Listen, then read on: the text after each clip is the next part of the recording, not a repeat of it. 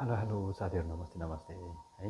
एउटा नयाँ कुरा चाहिँ भन्दा पनि अब त्यही पुरानो कुराहरू नै होला नि हल्ला आइरहेको होइन। गत एक गतिदेखिबाट चाहिँ विदेश जानलाई बन्द, यो खाडी मुलुकमा जति पनि आउने दिदीबहिनी दाजुभाइहरू हुनुहुन्छ उहाँहरूको लागि चाहिँ बन्द, जो भिसा रेडी भइसकेको जाने तयार भइसकेको साथीहरूलाई पनि बन्द भनेको छ।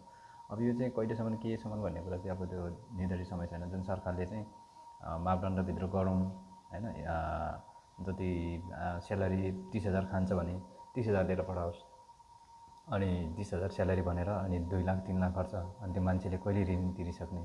आएर ऋण मात्र तिर्ने हो कि आफ्नो परिवारलाई नै पाल्ने हो कि होइन? फेरि यहाँ 45 डिग्रीको यो गर्मी घाममा आएर फेरि बाहिर यो फिल्डमा काम गर्नलाई कति गाह्रो हुन्छ। त्यो त नेपालमा बसेर त्यो कुर्सीमा बस्ने मेन पावरको मान्छेलाई त थाहा हुन्न। उनीहरूले त गफ लगाइदिने हो, आउने हो, भोग्ने त यहाँ भोगिरहेछ। कति दिदीबहिनीहरू त्यो घरमा दबाबले काम गरिरहेछ, कति दाजुभाइहरू यो घाममा रगत छाती छाती काम गरिरहेछ। यी कुराहरू चाहिँ कहिले बुझ्ने यो मेन पावरको मान्छेहरूले होइन? अनि बन्द गर्छौँ, यहाँ गर्छौँ, त्यो गर्छौँ, गर बन्द गर, मजाले बन्द गरेर बस्यो हुन्छ, घरमा ओछ्यान लाएर सुत्यो हुन्छ।